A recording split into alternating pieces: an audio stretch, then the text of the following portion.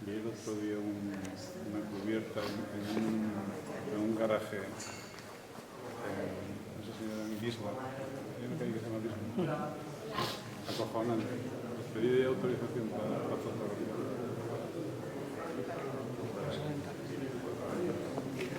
¿Y un papú de esos o para adelante?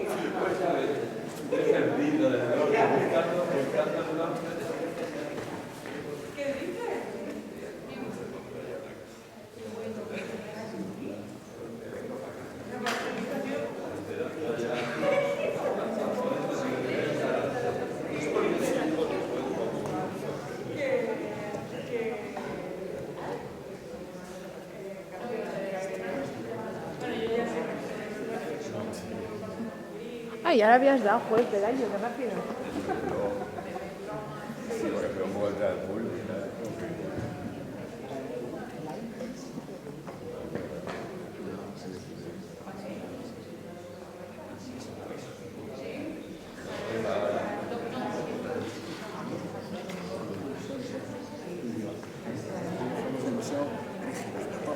Yo vengo 2 horas antes, entonces me deja todo. No, a mí me dicen que se puede hacer de la gente mejor. Y con el tiempo antiguo. No, es el tiempo técnico.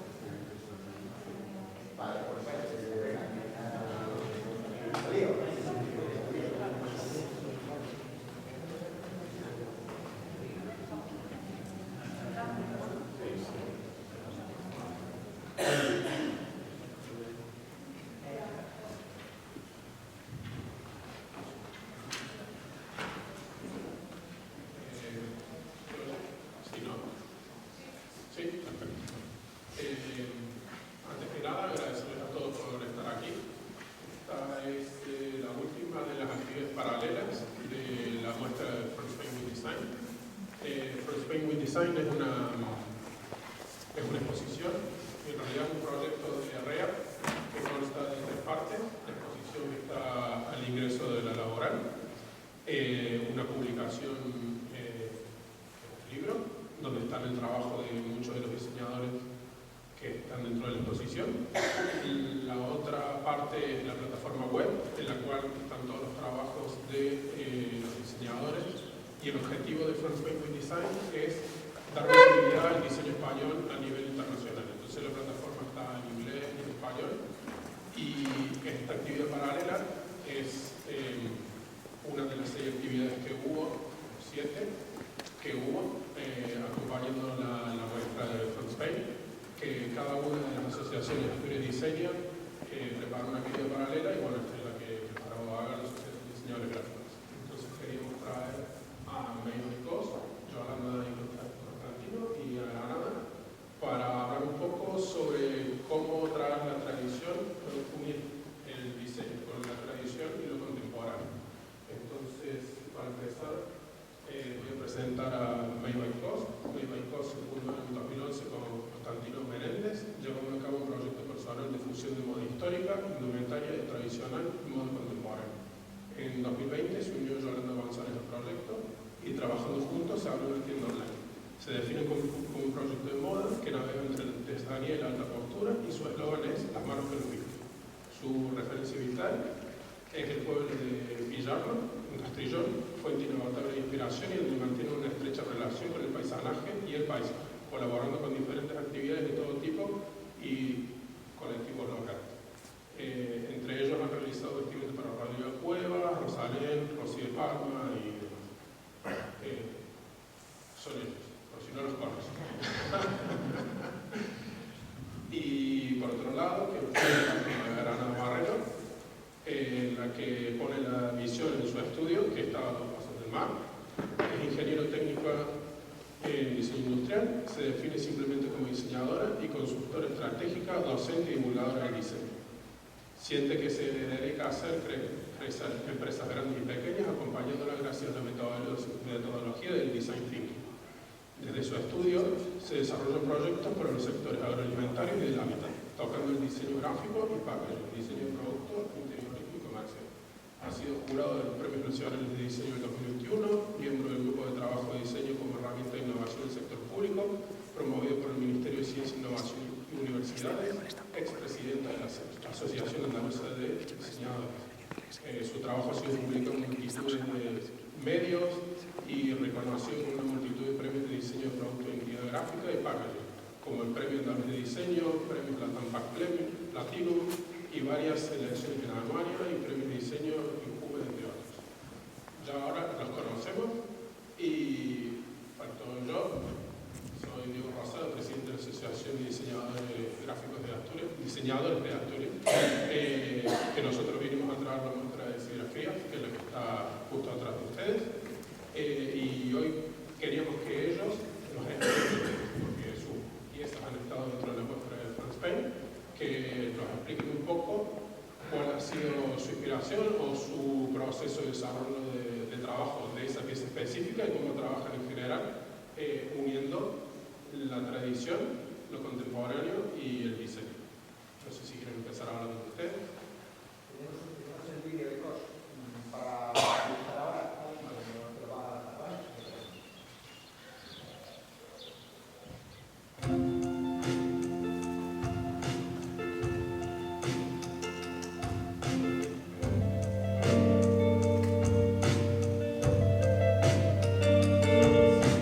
Going back into the time where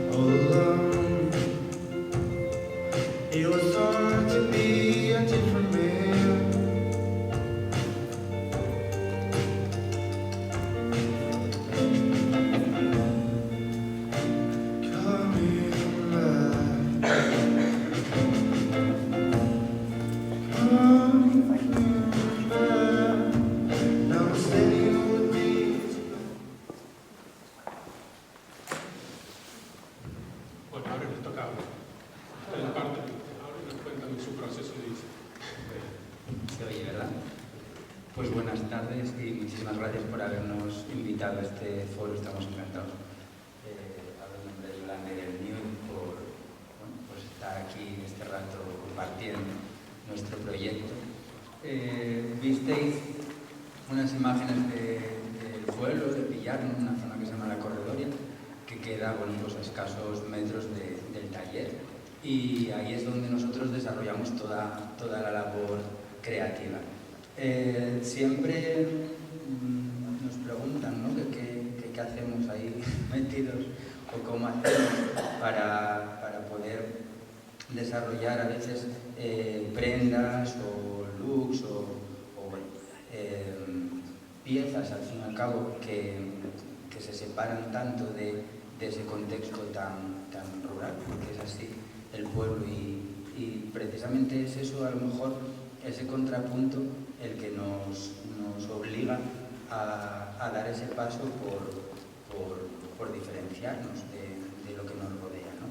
En el caso concreto de este vídeo, es muy gráfico porque corresponde a una campaña que hicimos con esas prendas, que son unas capas que están basadas en una capelina, o pueden colocarse como un dengue, que también es una pieza tradicional y demás, y están confeccionadas con un paño de lana merino, elaborado en un taller en León y demás, y está hecho todo el vídeo y el reportaje en esa zona, porque tiene mucho que ver con lo que hablaba ahora. En las zonas de cuadra, donde hay ganaderías, y algunos sois de la zona rural, me entenderéis a la perfección, donde hay ganado, cuadra, hierba y demás, si entornas así un poquitín los ojos, ves monocroma, ves un marrón, grisáceo, no sé qué, es todo como del mismo color.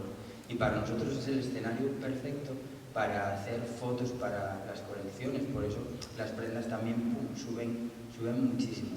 Entonces tiene relación con lo que os decía de querer destacar y romper con el contexto, ¿no? Desde un contexto muy rural, muy tradicional, una aldea de aquí de Asturias, pues poder proyectarte hacia imágenes que se van un poco de esa raíz.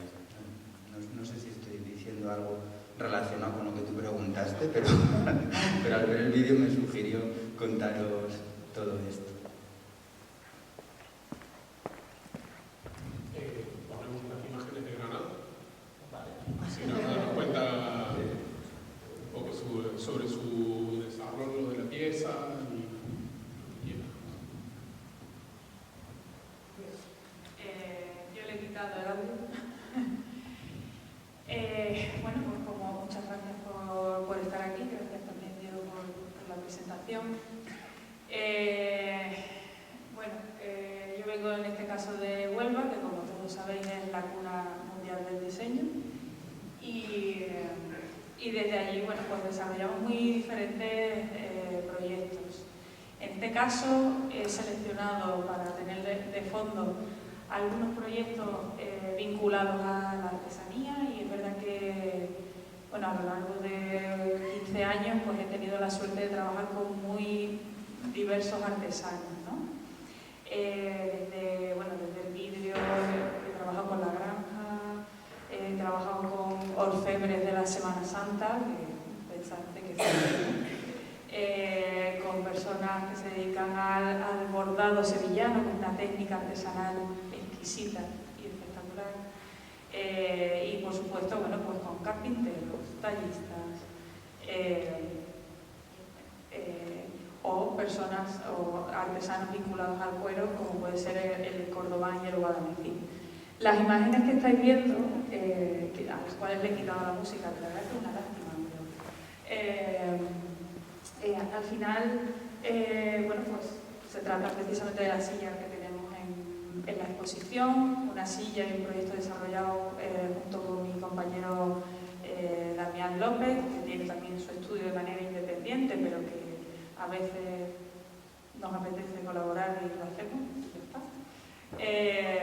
Y desarrollamos esta pieza, que es un prototipo donde queríamos un poco revisar la típica silla, vamos a llamarla andaluza, que hoy en día bueno, pues se ha visto relegada a espacios de folclore, ferias del sur y a, bueno, pues a espacios, digamos, donde precisamente este elemento, esta primera silla absolutamente popular, pues ha desaparecido de los hogares, ¿no? Entonces queríamos hacer un ejercicio en el que, bueno, rescatarla, revisarla, intentar generar una silla con los mismos artesanos, trabajamos y bueno, dimos vueltas por media Andalucía, entrevistándonos con muchísimos artesanos.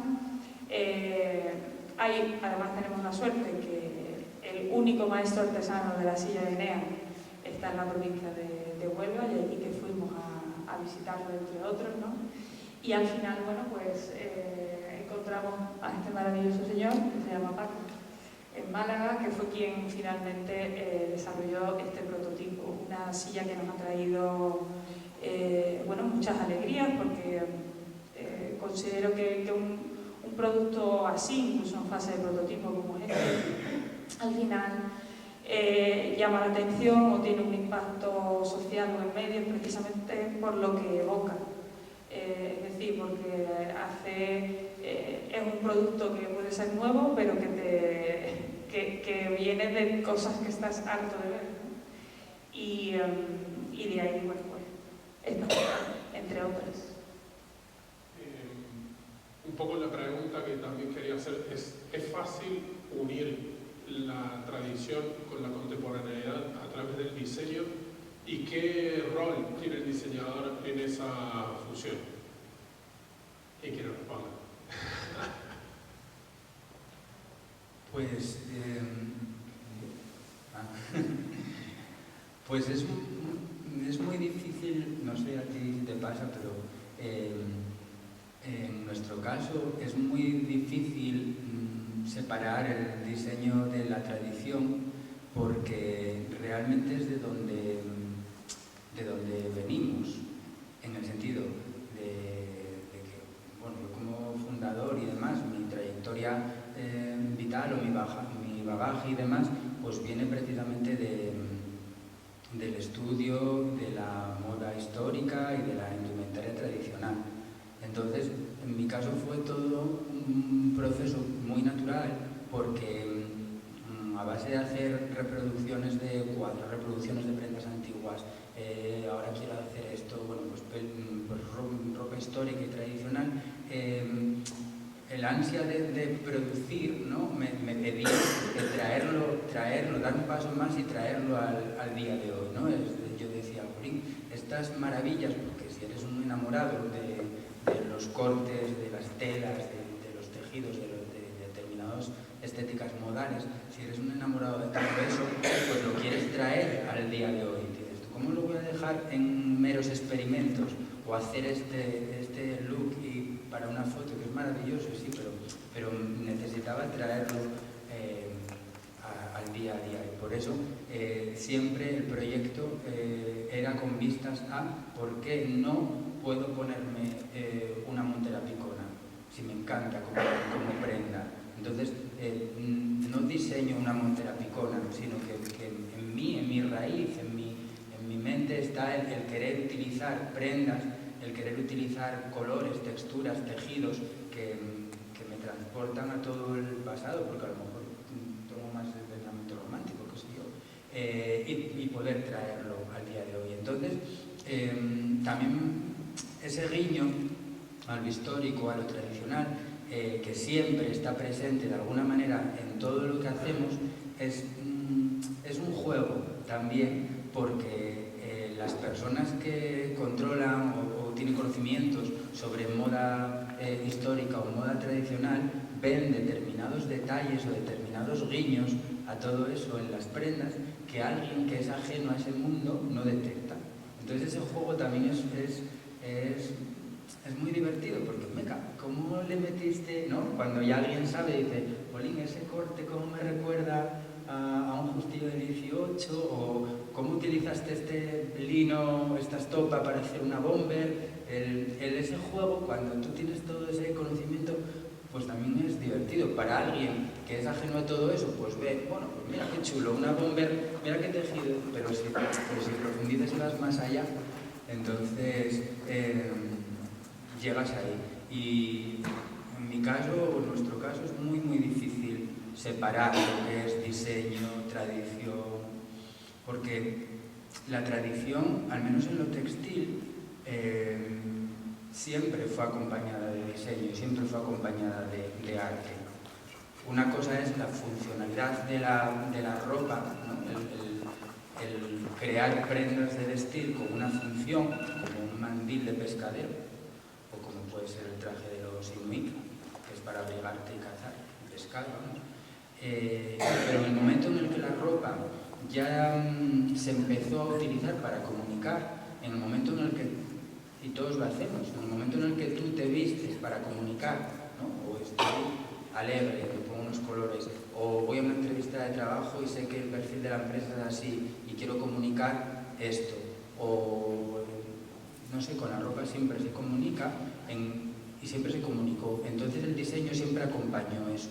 Tú mencionabas los bordados, no cumplen una función más que artística y de diseño, al fin y al cabo, ¿no? No entiendo en mi cabeza, mi cabeza no da como para ver que hacemos algo tan novedoso, no sé, ¿tú qué piensas? Dicen que lo que no es tradición es plagio, ¿no? Sí. Entonces, a ver, yo considero que cuando diseñamos, trabajando con artesanos o con la artesanía,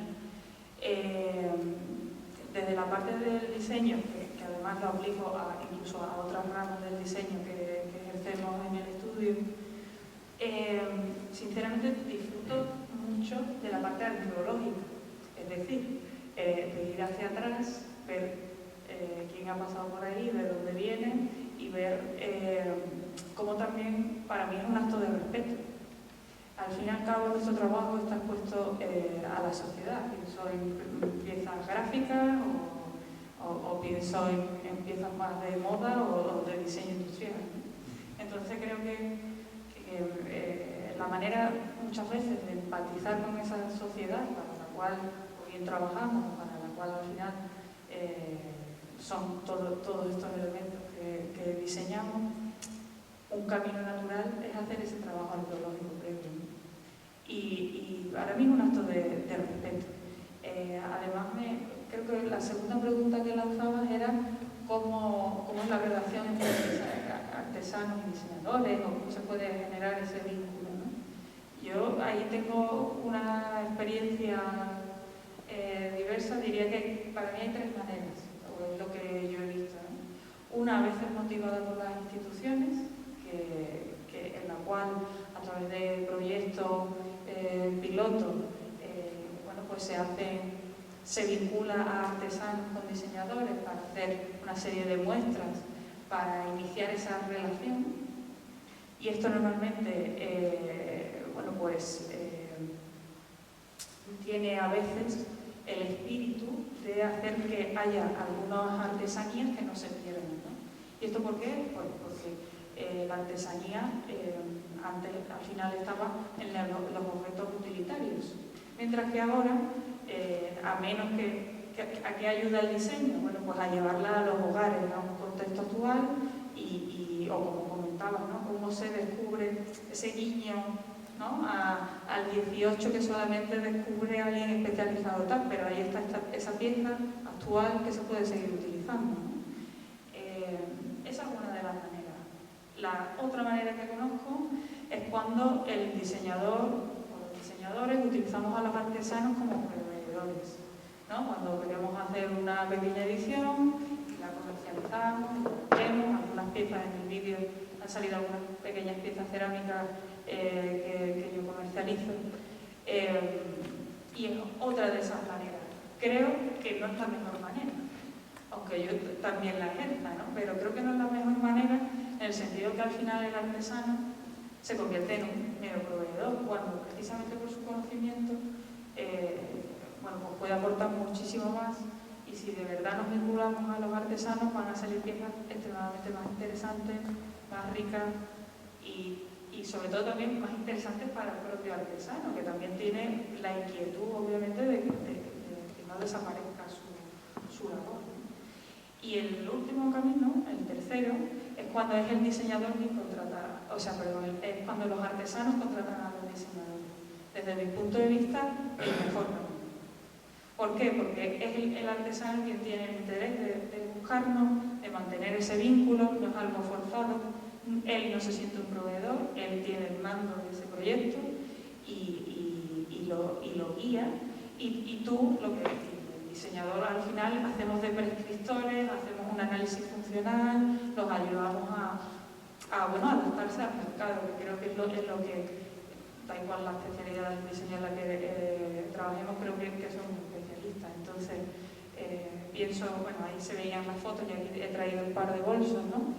Traigo este ejemplo porque es un señor, pues un artesano, con un taller con 11 personas, un taller de tamaño medio, que está muy bien, que se dedica al cordobán y al guayabesí en Córdoba y que se dedicaba al inmueble y al producto de alta decoración. Piezas de 3.000 euros para arriba. Lo ocurre un ticket medio muy alto, pero para un público muy concreto, incluso para una estética muy concreta y unos usos que ya, había arcones y muebles y bandeños que no cabían en las puertas actuales de una casa, ¿no? Y entonces de repente no entienden qué pasa, por qué no se está vendiendo su pieza, cuando son bellísimas piezas. O sea, nadie puede negar el valor de esas piezas, ¿no? Entonces, cuando a mí me llaman y me dicen, queremos pasar del sector del mueble al sector, irnos acercando al sector de la moda. Bueno, pues ahí creo que por ejemplo, un diseñador industrial que sabe hacer muebles, pero que al final para mí la piel es como si me dijera que tengo que hacer un plegado de chapa. Al final tengo un conocimiento que me ayuda a entender cómo funcionan las materias primas y a proponerles dentro de sus medios técnicos y de fabricación piezas o patrones que sean capaces de reproducir, acercados a mercado, escalables en precio, para el público que aparece por su tienda y en esa zona y tal y cual. ¿Por qué? Porque es el trabajo que yo sé hacer. Y los tengo que hacer y tengo que dejar que ellos hagan lo que mejor saben hacer, en lo cual yo no tengo nada que decir, porque conozco sus procesos igual que cualquier otro fabricante, como si me encargaran una botella, pero tengo que dejar también que ellos tengan su parcela, ¿no? Y sabiendo además que son productos que yo creo que están vivos, con lo cual eso que a veces los diseñadores creo que consideramos que tiene que estar, lo diseño así, tiene que salir así, o sea, A tiene que salir igual a A. En el mundo de la artesanía eso no es tan estricto y creo que ese proceso también es muy rico y para ambas partes. Por eso para mí sinceramente creo que es la forma mejor de vinculación entre artesanos y diseñadores, porque lo que veo es que al final esos diseños se comercializan, se venden porque es el propio artesano quien es el promotor, quien le mete el empuje a eso. No sé cómo lo ven. Que en nuestro caso es diferente, claro. ¿Quieres explicar? Qué cara, Yolanda. En nuestro caso es diferente porque desde el boceto hasta aquí pasa todo por nuestras manos. Somos artesanos, diseñadores, productores, todo. Entonces cada puntada de lo que hay aquí detrás, que no os explique por cierto lo que era y tenía que haberlo hecho, ¿verdad? Ahora os lo explico. Cada puntada de este traje que se fue utilizado, ¿cómo lo metí? Este traje que fue utilizado y diseñado para una zarzuela actual que se llama Barbián, que es una zarzuela de Carmena, ¿cómo se llama? Fernando Carmena, interpretada por Rodrigo Cuevas, y el proceso, pues recurrieron a mí porque la zarzuela es un género que huele a pasado, huele a rancio, pero lo traían al presente, y entonces querían hacer lo mismo zarzuela surge un poco según lo que aprendí en aquel momento, porque también lo guapo es lo que tú dices, ¿no? El navegar, el buscar y el aprender. Surge un poco por toda esa gente que se había ido del pueblo y que quería pues ir a ver un espectáculo que le oliera a casa, ¿no? Y por eso siempre son temas costumbristas y demás, y la ropa pues también tenía que ver con un poco con eso. Entonces la indumentaria en la que nos basamos para hacer esto tiene pues un corte estético de moda de finales del 18 y luego tiene elementos de Segovia, como puede ser una reinterpretación de la montera segoviana, luego como el vestuario se iba transformando y cambiando, debajo va un miriñá que en un momento dado pues la zarzuela toma un carisma mucho más contemporáneo, entonces hizo este miriñaque con tubería de PVC y bueno, todo se utilizaron brocados y demás, pero si lo ves, si no lo analizas, lo ves y dices, sí, tradicional, pero luego te vas acercando y vas analizando y dices, no, esto en la tradición no estaría, esto tampoco, entonces tiene más bien un poco de tradicional, ¿no? Pues por ejemplo, las puntillas y los calados y todo este tipo de vestidos que se utilizaban en mantillas, nosotros lo aplicamos para las camisetas, entonces sigue estando como presente pero de otra manera y a donde quería o por donde empecé fue por eso, porque el diseño y la artesanía en nuestro caso no se puede diferenciar porque va todo corrido y lo que tú dices de que un diseñador dice 1 más 1, 2, mira, hazlo, no, porque te pones y muchas veces, ¿cuántas veces, verdad? Nosotros sí partimos de una idea y de un proceso creativo y demás, pero luego cuando nos ponemos a la práctica a veces no sabemos lo que va a salir, ¿verdad? O no sabes lo que queríamos que saliera, o dices, ostras, pues mira por dónde me está llevando esta manga, ahora me pide esto, y acabamos.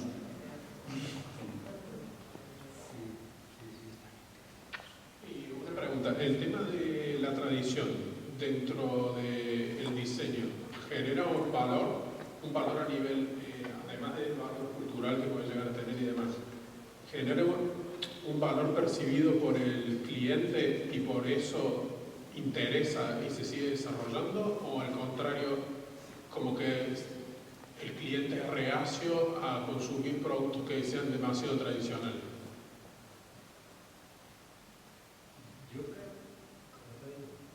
Yo creo que a día de hoy es un plus, está de moda, sí, no sé cómo lo veis, los que estáis aquí o si lo sentís así, pero hay como un resurgir y una necesidad de poner la vista otra vez en la tradición y yo creo que desde el respeto en la música, en el arte, en el propio consumo, sí que se hace desde el respeto. Entonces, esa moda sí que juega a favor de los que apostamos por la tradición y es a la vez un arma de doble filo, porque yo creo que aún no hay ese pozo cultural y esa educación real de conocer qué es tradición, qué no lo es, qué es artesanía, que hay como una mezcla ahí de conceptos que mucha gente no lo tiene claro. Cuando hicimos el traje, es que esto se ejemplifica muy claro con esto. Cuando hicimos un traje para Rosy de Palma, que vino a las fiestas del Bollo de Avilés y se quería vestir pues como se vistió cuando era pequeña, que era el traje que todos conocemos de Asturiana, que es de la sección femenina. Claro, si te pones a estudiar, o si eres un estudioso de eso, pues sabes identificar que ese traje se creó o se interpretó bajo la dictadura de Franco, que tiene unas connotaciones políticas, pero que con el paso del tiempo la mayor parte de los asturianos lo identifican como el traje de asturiano y de asturiana, sin saber más, pero lo identifican y lo sienten como un traje propio y un traje que les da la identidad de Asturias. Entonces a mí, hostia, lo hablamos y era un poco fuerte vestirla con una réplica de ese traje. Además tampoco lo haríamos nosotros porque no es nuestra función, ¿no? O no es nuestro estilo. Entonces sí que propusimos hacer una reinterpretación de ese traje libre, de manera que ella se viera, lo primero, guapa y favorecida, porque con un traje de la sección femenina y tal se iba a ver ridícula, y lo segundo, que fuera una apuesta más no sé, a nuestra cultura y a la historia, ¿no? de la indumentaria tradicional dentro de Asturias. Entonces hicimos una recreación, una reinterpretación, donde tú lo ves y dices tú, te recuerda, ¿no? Un traje de falda roja, con las cintas negras, no sé qué es cuánto. Y nos cayeron palos, pero a dolor, palos y palos y palos, diciendo, lo primero, poneros a enteraros de qué es el traje de asturiano, faltarle al respeto así a nuestra indumentaria, dónde está el mandil, le falta no sé qué, y entonces te das cuenta el desconocimiento todavía que hay hacia la tradición, que ya deberíamos estar educados desde chiquititos en saber qué es qué, pero no, hay un desconocimiento, aparte de un atrevimiento por juzgarlo todo, que también, pero hay mucho desconocimiento por diferenciar qué es tradición, qué no lo es. Al menos en lo que a nosotros respecta, en la indumentaria tradicional asturiana. Bueno, hay cambios, por ejemplo, en Andalucía, ¿no? Con el sector de la moda flamenca, que es brutal, ¿no? Que es un traje regional donde las modas pasan cada año. Exacto. Se sacan colecciones, siempre es distinto, pero claro, allí tenemos una visión. Ahora no le toque ciertos pasos de la Semana Santa o cosas de... Hay cosas que no se pueden tocar. Estaba pensando que la cuestión de la tradición,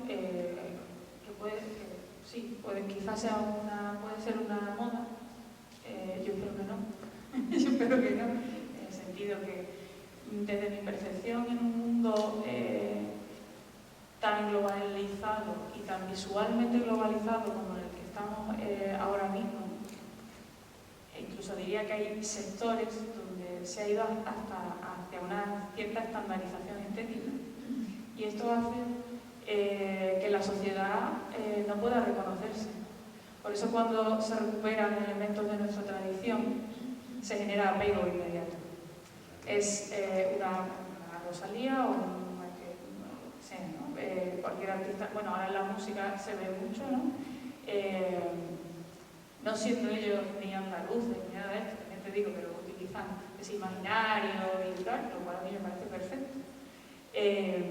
Entonces, ¿por qué generan apego? Bueno, pues porque hay una base en la tradición, en la cultura, que incluso aunque tú no la vivas, pues has crecido en ese contexto, la reconoces y te reconoces, ¿no? Entonces, casi que diría que es una manera de diferenciación, es como si todos, bueno, creo que en el sector moda es muy evidente, pero nos lo llevamos a que si todas las casas son IKEA, entonces todo el diseño de mobiliario es IKEA, y entonces de repente... es que además estoy pensando en conferencias que hemos tenido años en el que se decía que no tenía sentido el diseño mediterráneo o el diseño español. Y eso, y es verdad que por supuesto hay muchos diseñadores que hacen, vamos a decir, diseño de un estilo internacional, comúnmente aceptado ahora mismo, fabuloso, pero que considero que cuando se hacen piezas o elementos donde se incluyen pequeños guiños a la tradición, se genera un apego inmediato. Y que incluso personas de otras culturas o de otros países van a saber, o sea, aprecian el valor que existe. Más allá incluso de... hombre, es que también ocurre otra historia, es que cuando se rescatan partes de la tradición, también incluso parcialmente se tira de materias primas que tienen ya de por sí cierto valor, con lo cual es más evidente también, ¿no? Es como el valor real y el valor, ¿no? Entonces yo creo que para mí la clave está en que la tradición a lo que ayuda es a que la gente se pueda reconocer, ya que existe, si existe esa moda, quizás que existe, desde mi punto de vista, una necesidad por reconocerse. Y lo pienso en marcas y lo pienso en cualquier sector y funciona, ¿no? ¿Qué otros caminos funcionan también? Para eso estamos en un mundo globalizado.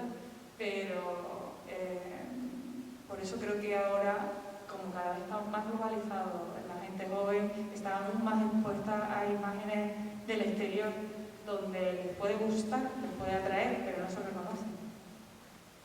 Esa es mi visión. Sí, yo estoy totalmente de acuerdo con esa visión, y cuando estabas explicándolo me vino a la cabeza un dicho que dice mi hermana, que dice, es que no sabemos por dónde estamos volteados.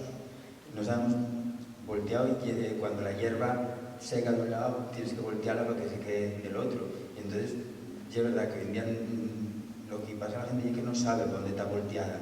Entonces, todo lo que sea arraigo al territorio, a tu historia, eso está siendo una necesidad, ya más que un reclamo del marketing que también lo puedes utilizar, pero es una necesidad. La gente está necesitando tirar de la raíz, tirar de su pueblo, de sus costumbres, y se ve en todo. Y lo que tú dices, que hay determinadas cuestiones que no se explican, pero el ojo ya las ve. Y dices tú, aquí te vas a otro país y ves algo y sabes diferenciar perfectamente lo que tiene un elemento tradicional sin conocer esa cultura de materiales determinados.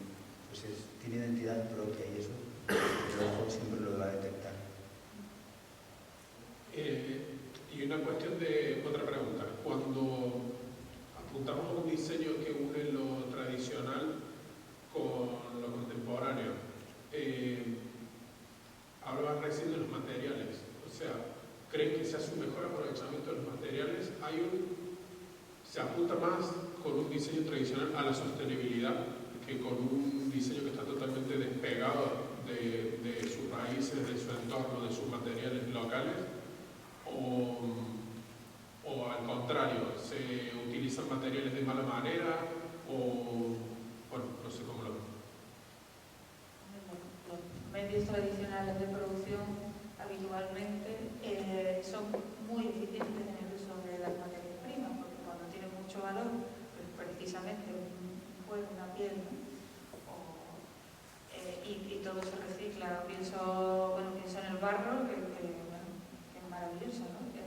Pieza rota que se vuelve a deshacer, se vuelve a sacar el barro, se puede, ¿no?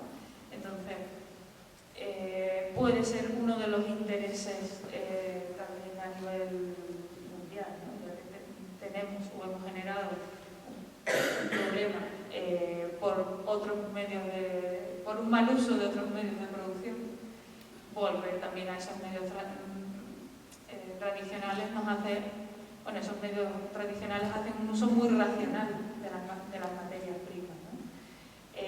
También son productos muy longevos, son productos que no están pensados para usar y tirar.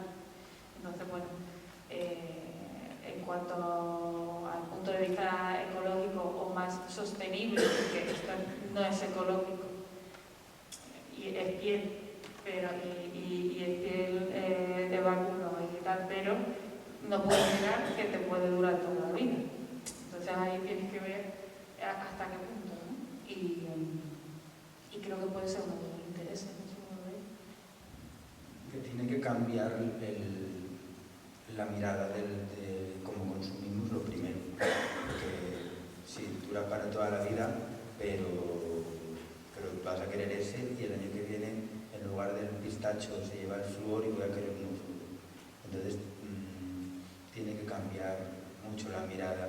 Y luego que en el caso de la moda es horroroso porque es la industria que más contamina y tenemos tejidos fabricados para abastecer a la humanidad siglos. Sin embargo, todos los años se fabrican tejidos. Nosotros sacamos colecciones con tejidos olvidados, que decimos, ¿no? Tejidos que rescatamos, esos. ¿Qué piezas tienes por ahí que ya no las quiera nadie, que no las vendas y demás, que nos puedas vender a nosotros? Wow, esto es del año La Tarara. ¿Por qué? Porque pasan las modas y esos tejidos no los quiere nadie, porque aparecen nuevos, tendencias y demás.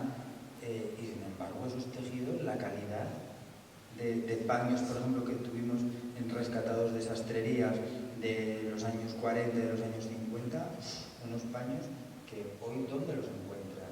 No los encuentran. Y luego, a lo mejor sí hicimos intentonas de producir con tejidos elaborados de manera muy sostenible, pero claro, el metro de tejido nos cuesta tan caro que nosotros luego trabajarlo ya no puedes arriesgar, ya tienes que, no puedes desperdiciar ni un centímetro, que los que cosemos siempre estamos ahí colocando los patrones, haciendo puzzles para aprovechar el tejido, y a veces no sabes cómo va a responder el tejido, tienes que hacer pruebas y demás. Pues con esos tejidos ya no te puedes arriesgar ni siquiera a hacer pruebas, porque dices tú, no me lo puedo permitir. Y luego esa prenda que elabores, que ojo, tendrá que tener un diseño sin decir, voy a hacer aquí, qué sé yo qué, voy a hacer algo más sobrio que pueda ser atemporal, porque si alguien va a comprar esto, le tiene que durar mucho tiempo. Y entonces es una pescadilla que se muerde la cola, que es tan difícil.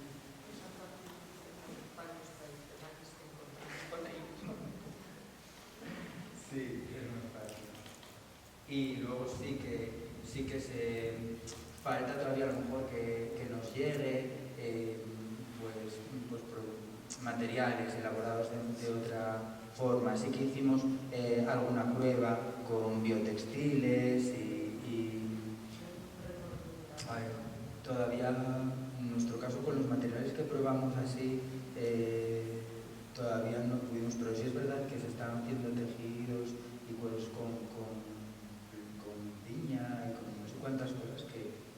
Sí, bueno, pues yo tengo la experiencia de bueno, las pieles están teñidas a mano, las tiñen ellos, o sea, las compran vírgenes, pero luego, por ejemplo, para estabilizar el cordobán, antes lo estabilizaban poniéndole base de silicona por detrás, o sea, todo tremendo.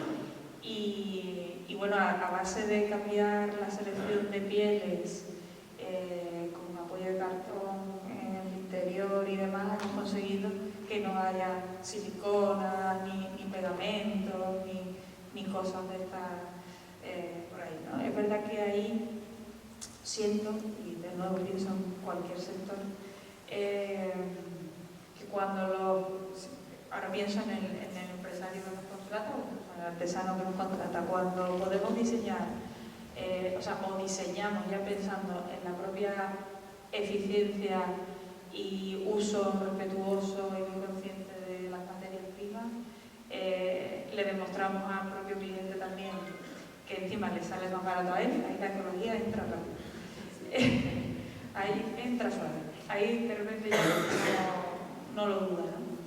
Y creo que ahí también está el cambio, o sea, creo que ahí está la conciencia o la parte de responsabilidad que nos cae. Y en la medida de lo posible, pues si nos toca hacer un catálogo, está en la selección de papeles que hacemos y en si está encolado o está cosido o está no sé cuánto, de dónde viene ese papel, dónde te lo imprimen, y si pienso en un mueble pienso en lo mismo, si pienso pienso en madera, si pienso en cualquier cosa, ¿no? Entonces, creo que ahí también nosotros tenemos nuestra parte de responsabilidad, incluso más allá del encargo, porque ahí podemos también, aunque no sea la principal petición, puede estar entre nuestros valores e intentar, en la medida de lo posible, aplicarlo en lo que tengamos mano, ¿no? Y a nuestro alcance de decisión. Y perdón, ¿qué ibas a decir tú? Que luego pasa otra cosa, que estamos en Asturias, y en nuestro caso en un pueblo de Asturias. Lo que tenemos a mí nos resulta más fácil encontrar 150 metros de un poliéster, que es una porquería, pero podemos ir mañana y lo compramos, que encontrar materiales que sean un poco más respetuosos. Vivir en un pueblo y siempre se idealiza mucho el proyecto desde el pueblo, sí, fenomenal, y yo no me cambio, o sea, no me voy a ningún otro sitio, allí estoy encantado, pero cuando tenemos que mandar un portfolio, el Dropbox me da tiempo a envejecer 700 años, a llevarlo yo debajo del brazo, porque la conexión a internet, tarará. Ayer para ducharme tenía un hilo de agua, pues un poco menos que puedo echar con este vaso. Cuando queremos tela, o nos vamos nosotros a Madrid o Barcelona y las escogemos y las compramos, o pedimos con la huella de carbono que se supone que te envíen muestrarios, no sé qué, no sé cuánto, porque los textiles tienes que tocarlos, a ver cómo estiran, no estiran, qué textura tiene caída, no tiene caída, y eso necesitas tocarlo. Entonces, el tener lo que tengas a mano también va a condicionar, también en nuestro caso mucho, el producto final, si va a ser más sostenible o no. A esa misma pregunta quería llegar, o más o menos para ahí al lado. ¿Es tan fácil o difícil o de qué manera condiciona el estar en la periferia de la periferia para diseñar, para hacer que los productos lleguen al mercado que apuntemos, sea interno o externo? ¿Qué tan fácil o difícil es? ¿De qué manera juega a favor o en contra estar en la periferia de la periferia? Bueno, para mí estar en la periferia tiene una ventaja que que empecé a valorarla cuando volví, digamos, o sea, porque estuve a una ciudad que está a 100 kilómetros, que es Sevilla, pero que es una ciudad grande, donde ocurren muchísimas cosas, y cuando me fui a Huelva, pues por ejemplo, uno de los buenos valores que tiene eso es tener foco. Es decir, tienes mucho foco a la hora de trabajar. El tiempo que, bueno, por supuesto, el tiempo que no pierdes en desplazamiento hacia tu centro de trabajo. Luego, en mi caso, bueno, pues por ejemplo, para mí es importante estar en contacto con la naturaleza. Entonces, hay ciudades que por su tamaño no te lo van a permitir. Requiere de un traslado, por cierto, del coche, emitiendo gases, etcétera, para tú estar en contacto con esa naturaleza. Cuando yo en la ciudad, viviendo en el centro de mi ciudad de Huelva, resulta que tengo enfrente un paraje natural reservado de biosfera, que son las marismas del Odiel, y voy caminando desde mi casa, me cruzo el puente caminando y estoy de repente dentro de un paraje nacional. Entonces, por no hablar de la Gendarmería de Doñana, que es un lugar al que pues, también le tengo especial cariño, y hay zonas accesibles para el público y demás. Entonces tiene muchas ventajas, por lo menos en lo que se refiere a calidad de vida. Por no hablar que, bueno, pues también tienes más tiempo para tus seres queridos, tus personas importantes y tu círculo de confianza, que hacen que la vida sea algo más que trabajar. Entonces,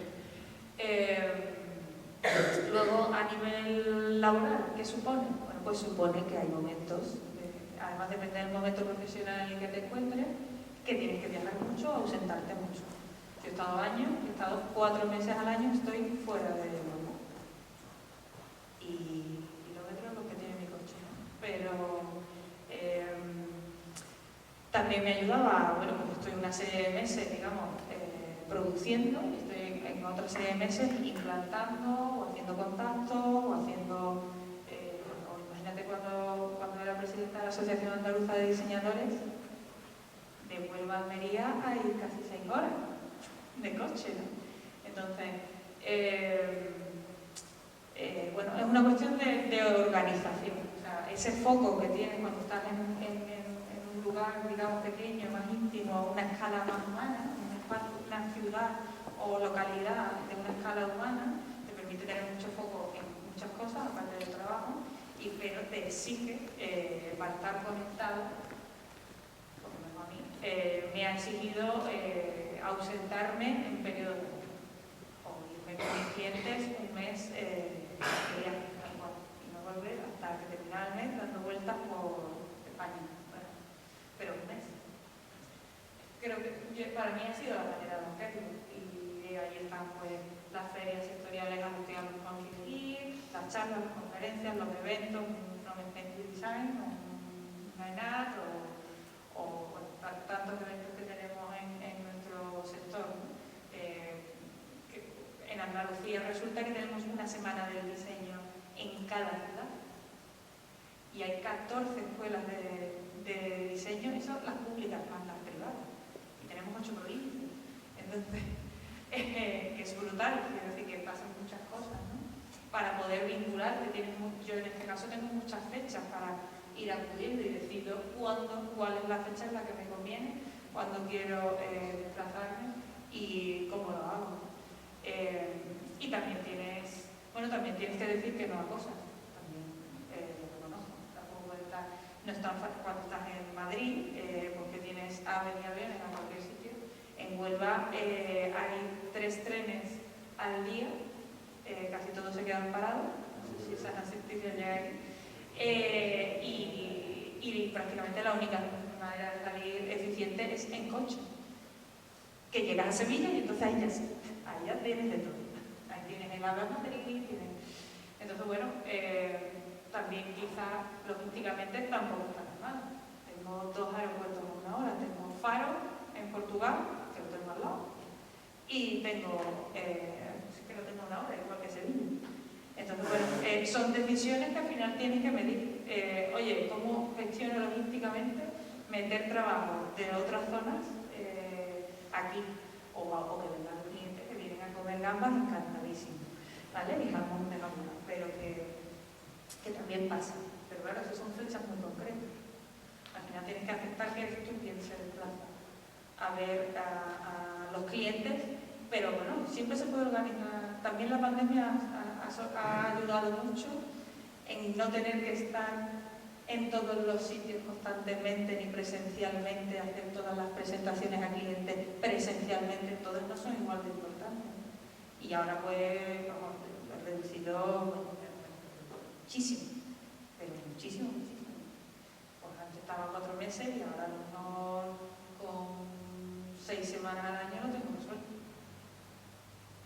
Esa es mi manera. No sé cómo lo hacéis vosotros. Sí, yo creo que por donde empezaste, que es al final por la parte personal, ¿no? el estar uno a gusto, siempre va a desarrollar cualquier labor creativa, por lo menos de manera más satisfactoria, ¿no?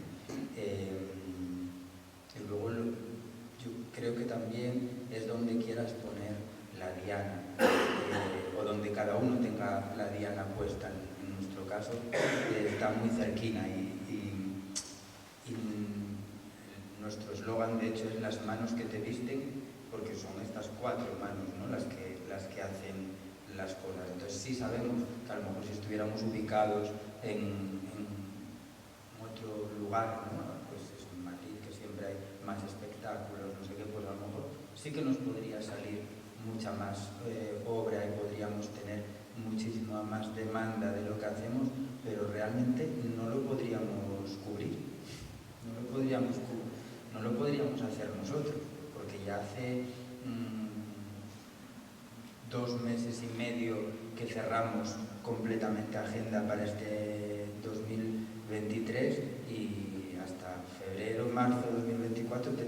cerrado, porque todavía queremos ser nosotros los que lo hagamos, pues porque queremos y podemos, porque es muy difícil, y antes lo hablábamos ahí con unas compañeras antes de empezar esta tertulia, que en el campo del diseño y de la moda encontrar gente que cosa, o sea, yo aquí me siento un poco de mentira, no me considero diseñador, yo siempre dije que yo cosía, que soy sastre o modista, como lo queráis llamar, yo coso, diseño no lo sé, bueno, pero coso, y no encuentras gente que sepa coser, que sepa patronar, que sepa diseñar y dibujar, es muy fácil, yo puedo echar la imaginación y voy a poner esta hombrera aquí y esta mamba que salga de aquí y de allá, pero ostras, ¿con qué tejido? ¿Cómo es la gente que hizo arquitectura lo entiende muy bien, dice, pero esto ¿cómo se sostiene? ¿No? ¿Cómo sostengo este puente? ¿Dónde pongo? ¿Cómo hago el reparto de cargas? Pues en confección es lo mismo. Entonces, nosotros sí que intentamos, o tuvimos alguna experiencia, intentar buscar aliados para no asumirlo nosotros todos y poder crecer más, y luego no estábamos a gusto. Entonces también es donde tengas la diana, si donde estás ya es suficiente, porque lo tenemos, no sé, yo me siento que lo tengo todo lo que necesito de todo. Ahora mismo sí. ¿Que me gustaría otras cosas? Claro que me gustaría otras cosas. Claro que me gustaría, me encantaría hacer el vestuario de una peli o de una obra determinada, me encantaría hacer muchas cosas que tengo en la cabeza ahí. Pero eso que me supondría, ya me ofrecieron cosas muy seductoras, ¿no? Y le decía a mi hija, cuando lo valoramos en casa, ¿no? Yo tengo una cría ahora tiene 11 años, aquella tenía 9, y dije, hay esta oportunidad, tendríamos que irnos a Madrid. Y dijo, oye, ¿qué pintamos nosotros en Madrid si somos de Pillar, no? Pues tienes razón, ¿qué pintamos? ¿No? Y dije, pues tienes toda la razón del mundo, ¿qué coño pinto yo en Madrid? Nada. Y además eso, vamos en un momento, cuando tenemos que ir, vamos en un momento y venimos, ya está, no pasa nada. Bueno, yo podría preguntar cosas, pero voy a dejar que el público haga preguntas, que por ahí me parece que es un poco más enriquecedor, y de paso no hablo yo. Marce. Yo quiero que hables tú. Quiero que cuentes un poco serigrafías, que quizá ha quedado un poco cojo, y quería luego hacer una pregunta a Sara. Que quería que explicaras un poco el proyecto, quería hacer un poco de corporativismo, ya que están además compañeros aquí que tienen piezas en la exposición, que expliques un poco el proyecto de serigrafías. Y luego quería preguntarle a Granada también qué le había aportado a ella estar en From Spain, ¿vale? Porque, bueno, quería realizar un poco el trabajo de las asociaciones, que también lo hacemos sin ánimo de lucro, y que creo que, bueno, que esta muestra, está por aquí además la gente de Laborante, y quiero agradecerle todo lo que nos han dado, les digo mucho, y bueno, preguntaros por eso.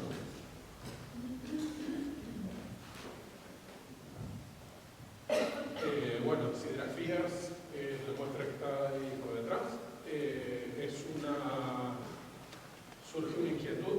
Yo vivo en Nava, también de Asturias, y ahora me fui más adentro de Nava, vivo en Grandilla, 4 casas. Y surge de la inquietud de ver cómo el diseño puede aportar al mundo de la sidra, que es tan estático desde mi punto de vista, por lo que puedo ver dentro de los mismos lagares del pueblo.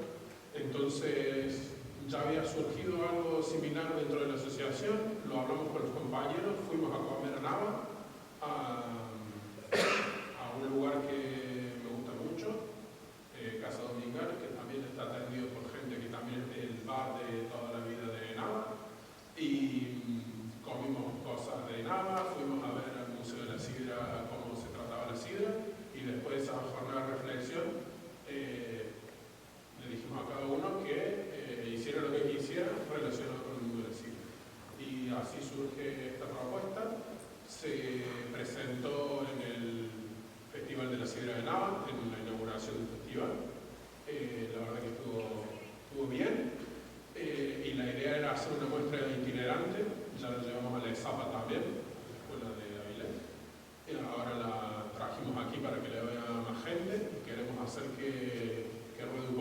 la verdad que, bueno, fue un proceso interesante ver qué es lo que veía cada uno desde su punto de vista como diseñador y según su especialidad sobre algo tan estanco o no, como puede ser el mundo de la sidra, porque hay gente que es muy, o empresas que son muy innovadoras y otras que son muy, esto es lo mismo, yo hago sidra natural y hago tantos litros y no produzco más. Entonces empezar a hacer preguntas, interactuar y ver por qué no hace más, o está bien que no haga más, y bueno, fueron todas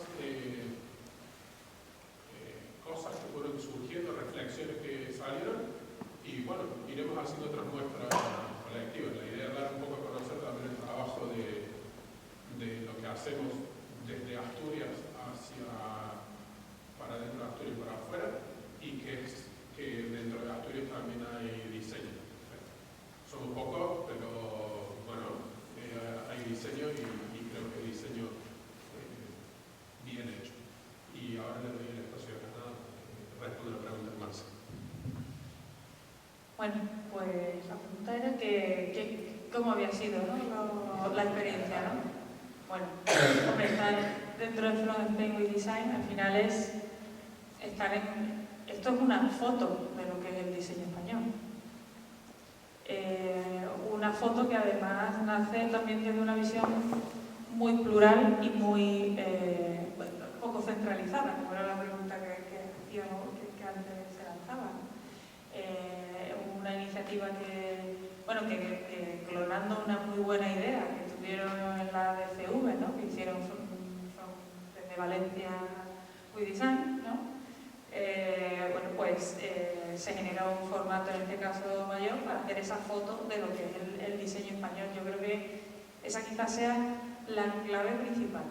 Que la segunda es que todas las asociaciones hayan aportado y acercado esas piezas, esos proyectos, tanto grandes como chicos, ¿no? Porque a veces en los círculos de diseño solamente llegan...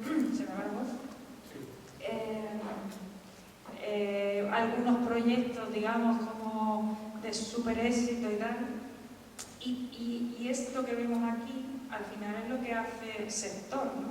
Proyectos grandes, pequeños, medianos, esta es la realidad del sector, que por supuesto es mucho más grande, que hay muchísimo diseño español, por suerte, sí, pero es esa foto plural, ¿no? de lo que somos, donde hay pues, productos más vinculados a la artesanía, en un mismo espacio, junto con otros tremendamente industriales, donde hay gráficos, donde hay industrial, donde hay packaging, donde hay piezas del sector, algunas piezas del sector moda, en fin, además una visión multisectorial, que creo que no es tan común, ¿no? Porque a veces en las exposiciones se tiende a este sector, este rango, este tal.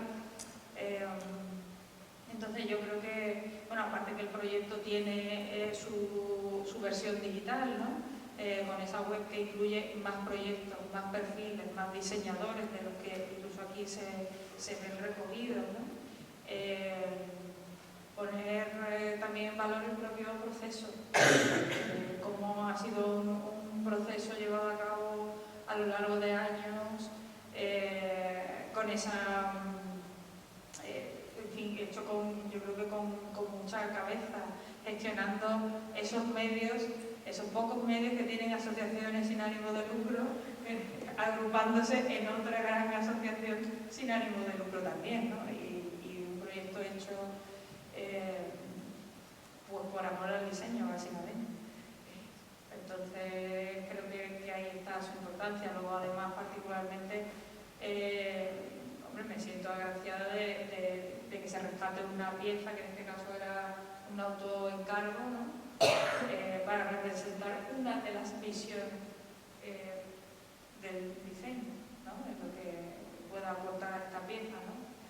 Y luego pues también, bueno, pues mira, que ya estoy aquí, también que estuve en Galicia, y yo creo que todos los acogidos dentro de esta exposición, ¿no? Pues bueno, se genera un vínculo, se genera encuentro, la propia itinerancia de la exposición es ejemplo, ¿no?, de esa pluralidad y que no es fácil, ¿no?, montar una exposición que se pueda trasladar, que se pueda montar en multitud de espacios de dimensiones absolutamente distintas arquitectónicamente, ¿no? Yo creo que era un reto, incluso como encargo, y ahí es donde yo veo la importancia que yo, vamos, espero, sinceramente, aquí en casa donde llamamos, ¿no?, como ya está la campaña de Navidad en los supermercados, pero que se haga una nueva edición con otras piezas, ojalá que el proyecto continúe y lo que haga sea reflejarse, ¿verdad? Como ahora ya no soy presidenta de la asociación, estoy desinformada. Entonces esta es mi carta a la Reyes Magos, desde el otro lado, ¿no? Más preguntas. Se me preguntado nosotros. ¿Cómo lo hacéis de aquí? Esa pregunta que lanzaba antes. ¿Cómo lo hacéis? ¿Cómo va? ¿Cómo lo hacéis? ¿Movéis mucho? ¿Viajáis mucho? ¿Trabajáis solamente para los sectores de vuestro entorno? Pregunta que tengo. ¿Os hacéis hartos? No. ¿Y cómo lo hacéis? Álvaro. Pues mira, Por favor, se me ha ido, pero sinceramente, me ha sido muy agradable, ¿no?, escucharos porque en nuestro estudio, por ejemplo, trabajar con gente local nos es muy difícil, muy difícil. Vas a los artesanos con ideas frescas, ideas nuevas, necesito un concepto, necesito algo que además me lo van a producir, o sea, que me lo van a hacer, me lo van a pagar. Les dices, presupuéstamelo. Dice, no tengo tiempo. Es como, pero bueno, vamos a ver, por favor, o sea, dime que, o sea, por cosa que sea, pongo un precio de... Me pasó, por ejemplo, una cosa muy graciosa. Estuvimos trabajando, ¿no?, en un proyecto que era un trofeo, ¿no?, para el Colegio de Arquitectos, el cual era una pieza una pieza de metal, nuevo sin fin, pero era en acero, o sea, en acero. Claro, le dices, oye, un metalista, ¿te apetece? Vale, me voy a otro. Cuando son 20 del sector, bueno, 20 personas, ya, yo llegué, un número redondo, ¿qué hago? Entonces tienes que buscar fuera. eso no pasó con la pesca. O sea, el hecho de... se me escucha bien así. El hecho de recorrernos a Andalucía, por un lado, fue por tener más conocimiento sobre la realidad del producto y el origen artesanal, incluso como en según qué zona de Andalucía, pues la madera y la propia fibra son totalmente distintas y historias, ¿no? O como, por ejemplo, las decoradas, pues casi que son se pinta a pluma, o sea, a mano, y bueno, hay como corrientes, ¿no?, estilísticas y todo esto. Otra de las cuestiones fue que le proponíamos, además, somos conscientes de que para un prototipo el precio nunca va a ser el de un producto serial. Y todos nos decían que no, eso no se puede hacer. Lo segundo, y luego era, pero digo, vale, pero yo te pago el producto. Tú inténtalo y luego hacemos otra versión hasta que esté ok. No nos daban ni precio. Pero eso porque nos decían, tú piensas que esa silla vale 30 euros. Claro, un producto absolutamente depurado. O sea, eso lo hacen para que salga 30 euros, materia prima y mano de obra, pero hasta que conseguimos, bueno, Paco que se enroló con nosotros y él decía, ¿y esto cómo os lo cobro? Hubo incluso que explicárselo, digo, claro, porque tú no calculas ya ni siquiera cuánto te sale a ti la hora de tu trabajo. Entonces hubo que explicárselo así. Y ya llegábamos así directamente. Te vamos a proponer algo que no es lo que estás acostumbrado, pero te voy a pagar la investigación, el trabajo extra, el tiempo extra que eche, todo eso. Y fue duro. Y te entiendo. Y sobre esto, vosotros, en la perspectiva de vuestro diseño, si hacéis algunas fechas tradicionales,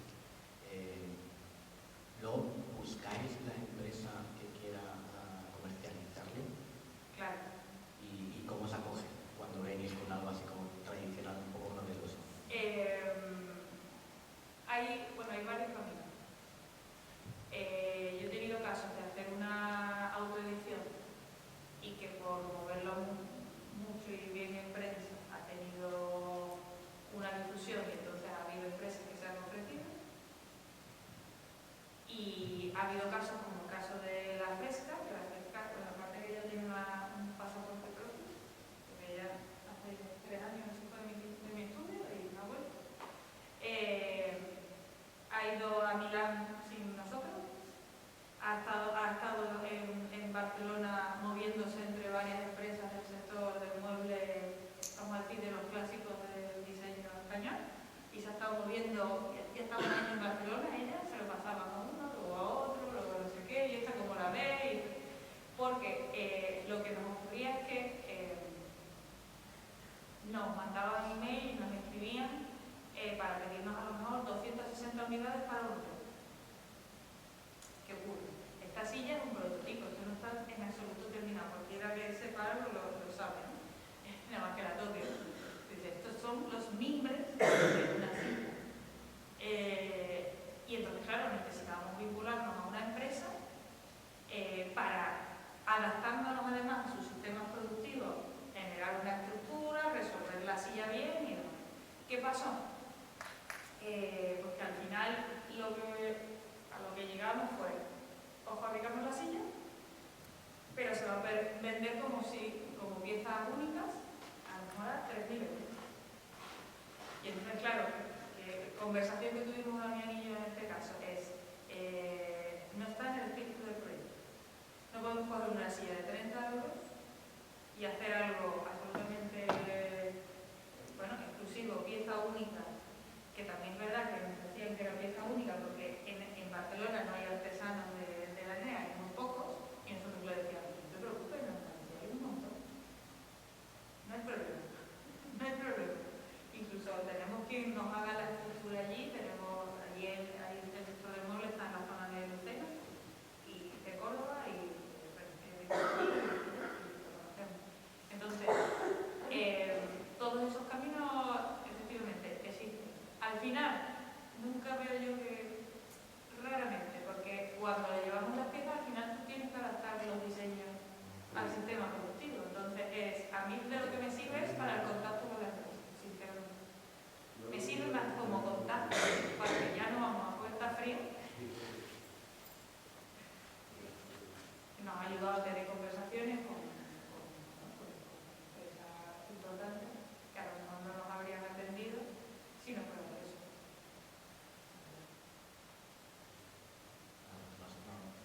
¿Qué quieres decir? Nos ha pasado. Al final trabajamos, la mayoría de los proyectos que tenemos, por ejemplo, son todos de fuera de España, porque nos ha pasado un poco con el sector español. Lo típico es, persona pequeña, no tienes nombre, me gusta mucho tu trabajo, pero no facturas 10.000 euros de publicidad al año, por lo tanto, te voy a poner en catálogo. Es como, madre mía. ¿No? Sin embargo, vas con cosas un poco de esto, ¿no? Más artesanas fuera de España, te cojo muy bien. Entonces, claro, no sé. Nosotros vinimos aquí, por ejemplo, porque es súper cómodo. Bueno, en mi caso teníamos en raíz asturiana y dijimos, es un sitio súper agradable para poder ir a cualquier lado, pero claro, te encuentras, como dices tú, la gente por aquí, no sé hasta qué punto, como decían nuestros compañeros, que hasta qué punto te encuentras cosas alrededor que te faciliten o piensas que a lo mejor vas a poder trabajar, como estás aquí, vas a poder trabajar con más cosas de la naturaleza, con más elementos propios de la región y resulta que no. O sea, resulta casi más difícil encontrarlo fuera. De mentes, de encontrar mentes quizás con las que estén dispuestas a meterse en esos retos. Lo primero que he dicho, Huelva no es la capital del diseño internacional. Allí yo trabajo para empresas muy desde allí. Trabajo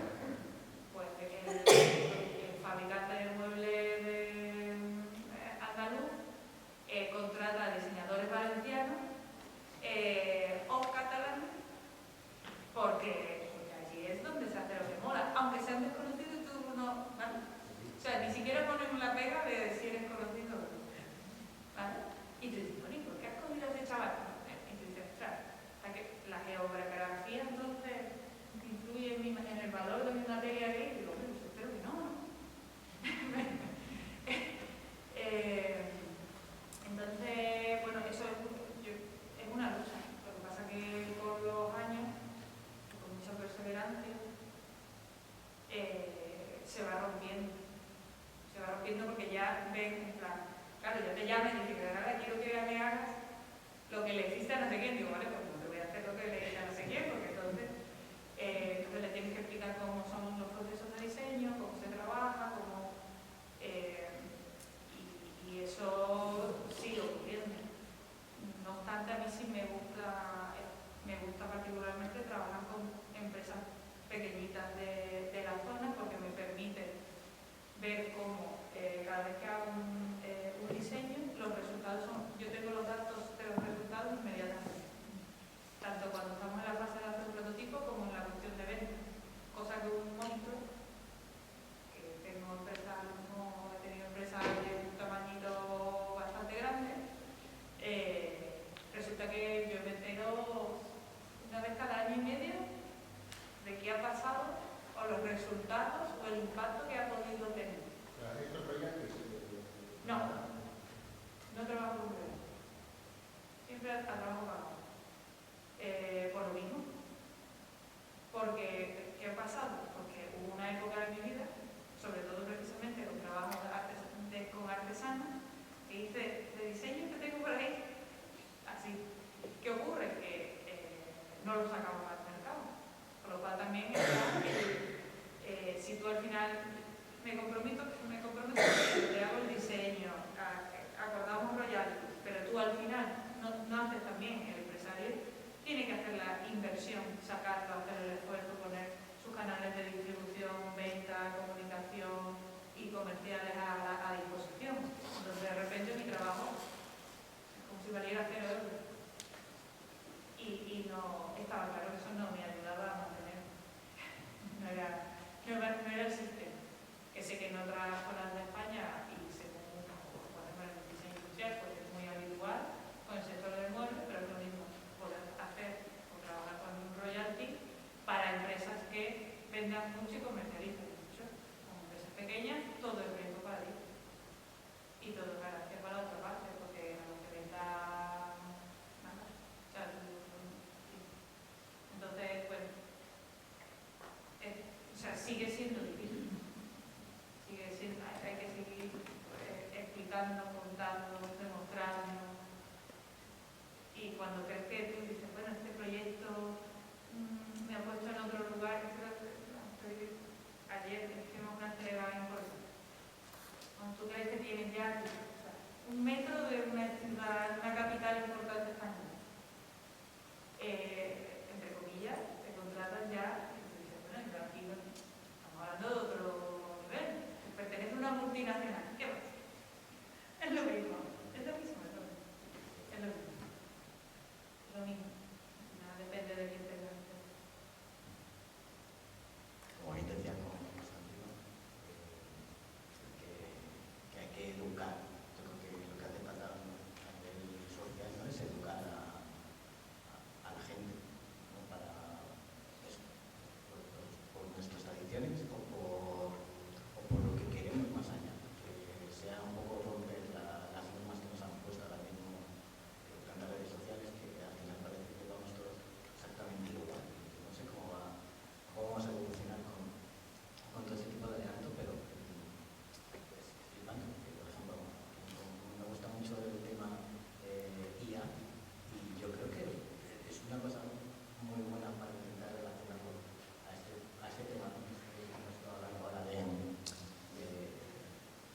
raíces, cómo lo podría afectar, ¿no?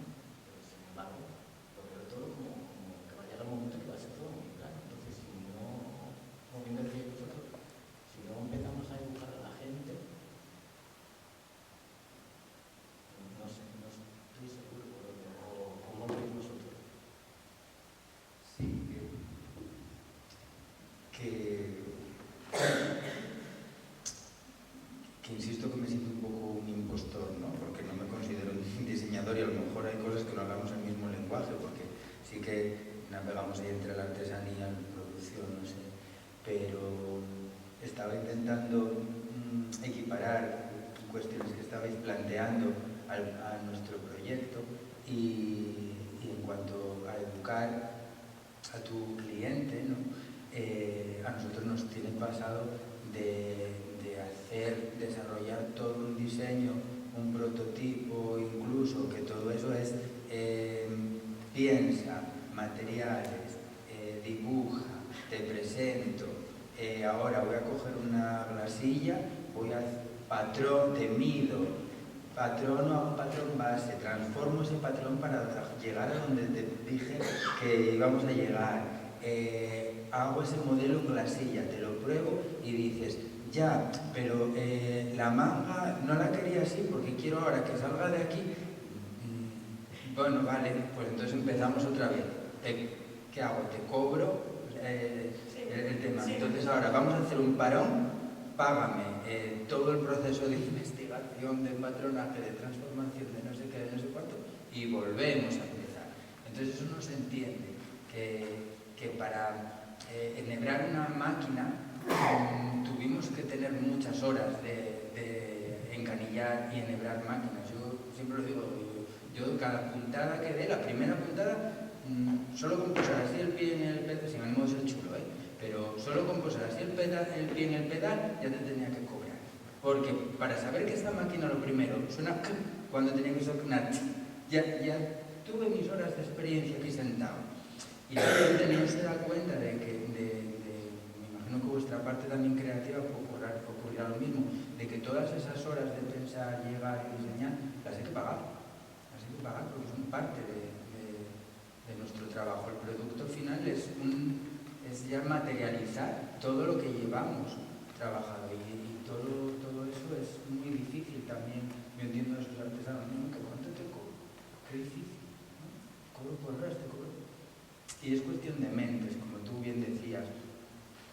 Nosotros tenemos llevado ideas nuestras para colaborar con otros artesanos, por ejemplo con Josefina Díaz, que hace bordado en Fernández, que hace bordados en azabache, y no tenemos que matarnos a explicar, porque cuando le decimos, oye Josefina, queríamos, decía, venga, a ver, ya está, o sea, la predisposición está, y a nosotros a veces nos vienen con cosas que yo digo, a ver, sí, con los ojos cerrados, no sé cómo voy a salir de esta, pero ¿cómo voy a decir que no?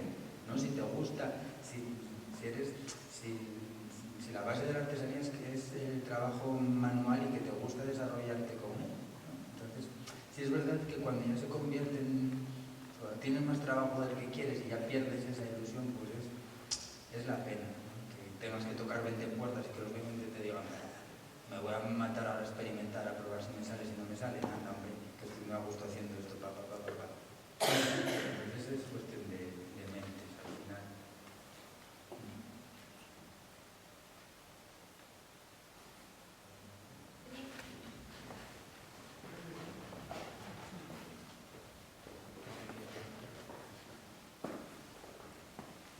Bueno, gracias. Bueno, en principio nada, muchas gracias porque además bueno, no sé, yo creo que hablar de tradición, personalmente lo voy a decir, yo que vivo en Gijón, pero orgullosamente soy de Peñamellera Alta, es como que te emociona todo esto, ¿no? Y bueno, ahora hablabas de Josefina, que además me vistió a mí para las fiestas de mi pueblo, allá en Chus, así que bueno, y precisamente mi pregunta, bueno, iba para Constantino y para Yolanda, pero bueno, si bien es verdad que es aplicable al resto. Y bueno, es un poco vosotros, porque yo entiendo que vosotros trabajáis mediante colecciones, aunque sí que es verdad que tengáis trabajos puntuales, pero entiendo que vosotros trabajáis por colecciones, ¿no? Bueno, espero que no he formulado la pregunta, perdona. No, y entonces yo os quería preguntar cómo os enfrentáis un poco al lienzo en blanco, en el sentido de qué elementos, o sea, vosotros cuando vais a tener una nueva colección o lo que sea, si os fijáis en elementos propios de la comunidad de Asturias, por ejemplo, que no hayáis reinterpretado, o de una parte de Asturias, por ejemplo, del Oriente, de Cabrales, de tal, o salís un poco del marco, porque, por ejemplo, si tengo entendido, este traje de Rodrigo Cuevas es una montera segoviana, ¿no? Entonces, quiero decir, ¿salís, os quedáis y hacéis un hilo en la colección dentro de Asturias, o cómo buscáis ese lienzo en blanco?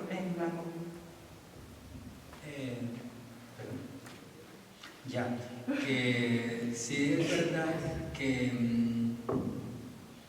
bueno, colecciones exactamente no sé, bueno, podemos decir que sí, a lo mejor los capots, que son las capas esas, la colección de Tornar o la colección de lana, pero vienen motivadas porque queramos utilizar unos materiales determinados, por ejemplo en ese caso, ¿no?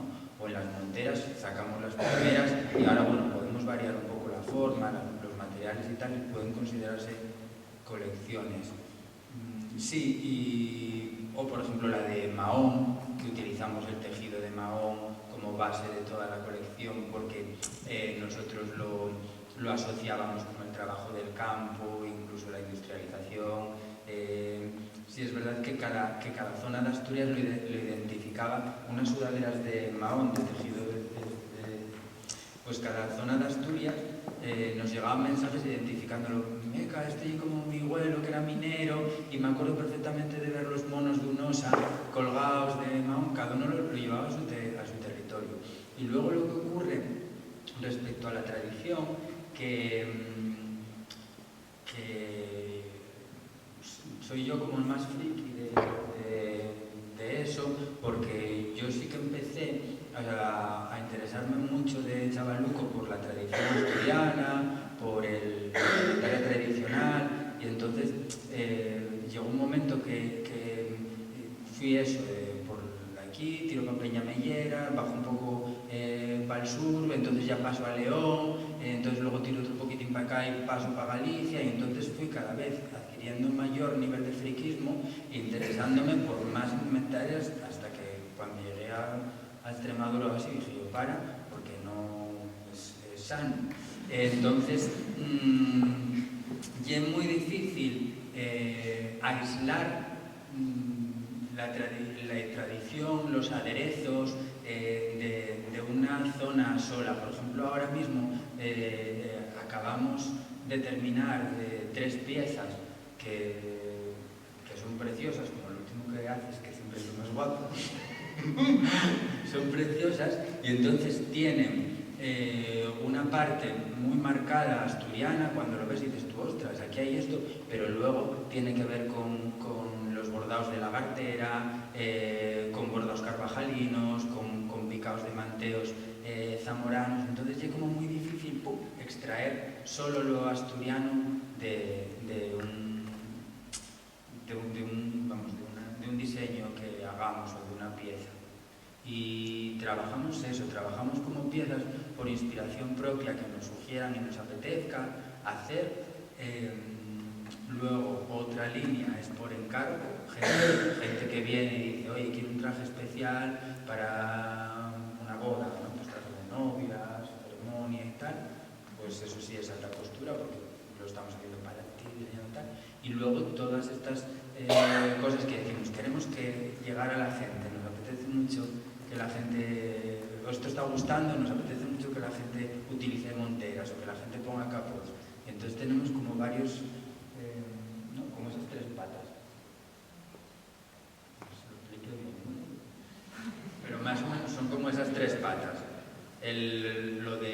Claro, para hacer toda esa parte como más creativa, no sé qué, que dices, voy a hacer lo que me dé la gana, tienes que hacerlo también para algo, pues dices, pues voy a hacer para unas fotos, y lías a alguien, oye, hacemos esto simplemente por el amor al arte, otras veces para artistas en concreto, oye, pues te hacen el encargo, no sé qué, y ya te dejan volar, pero lo que tenemos muy claro desde hace tiempo, y siempre lo decimos, es, ¿tengo libertad creativa o me tengo que ceñir a lo que tú digas?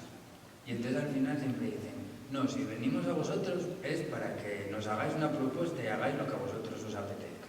Porque si me vas a decir, me traes una foto y dices, hazme esto, digo yo, pues no me hagan. O no puedo, estoy muy liado, no entra en la agenda de 2023. Si quiero ser más educado. Pero sí, nos fijamos en parte de Asturias y fue de la tradición en lo que nos vaya pidiendo. ¿Te respondí? Más o menos sí. No, gracias, de verdad. Que sí. Perdón. ¿Es posible romper la barrera geográfica de ese tipo de prendas? Los capotes, las monteras.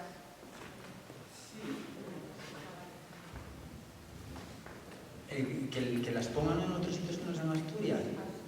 Yolanda os va a contestar a esta pregunta. Bueno, porque soy yo la que hago los paquetes para enviar, pero si no, no contestaba tampoco. Pero sí, hay gente de Barcelona, de Valencia, de Madrid, mucha también, de Galicia. Sí, sí, las fronteras se están poniendo por muchos sitios. Y los capots también. Funcionaron muy bien en las navidades pasadas también. Y, a ver, son prendas que también la gente las ve muy prácticas para regalar, como algo como muy, así como con cariño. Y entonces, pues hay gente que te escribe y viene aquí, pero se lo mandan a un algo que tienen en no sé dónde. Incluso al extranjero también hemos enviado algo.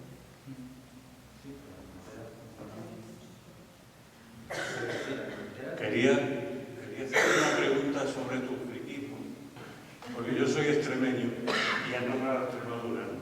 Entonces quería saber si la influencia que ha tenido Extremadura con la transhumancia y los contactos que han tenido siempre con este país, eso se ha notado en la vestimenta. Porque yo sí veo mucha similitud entre el traje tradicional extremeño y estos pueblos que van hacia el norte de España. ¿Eso lo has apreciado como experto en esto? A ver, no soy experto, soy... Bueno, vamos a dejarlo en friki. Ya quisiera. La influencia de la Ruta de la Plata es evidente, ¿no? en la forma de vestir. Pero yo que soy un poco regionalista, en el sentido de que esto es lo de Asturias, esto es lo de verdad, es muy difícil poner las puertas a estos de aquí o estos de allá, precisamente porque es que abriste una caja. La indumentaria tradicional, o lo que se entiende por traje tradicional, está fijado políticamente por un estrato social que en un momento dado dice, con la ilustración y todo esto, dice, bueno, vamos a sentirnos, pues lo que está pasando ahora otra vez, es exactamente lo mismo. Vamos a sentir, crece la industria, no sé qué, vamos a enraizar otra vez, y entonces una clase ilustrada fija lo que es la indumentaria tradicional, que es la forma de vestir del pueblo mediados del siglo XVIII, principios del XIX. Un momento modal determinado que, como ahora, aunque mucho más lento, había distintos momentos modales. Entonces, los miriñaques se llevaron, las cinturas más ajustadas, los no sé qué. Entonces, en todo el país va a haber determinados elementos comunes que da igual. Por eso a veces dices, es que este traje es de gallega, este traje es de no sé qué. Pues no lo sabes, porque realmente responde a un momento determinado de la historia. Pero luego sí que hay elementos de cada zona que son típicos de allí, pues por los gustos, por la climatología, por la materia prima que tengas, pues por muchas circunstancias, ¿no? Entonces, las comunicaciones sí que hicieron mucho, y la Ruta de la Plata, en cuanto a joyería, tejidos, incluso sedas, mantones, no sé qué, no sé cuánto, pues es que tú vas viendo cómo hay un hilo conductor. Gracias. A ti por dejarme... me gusta.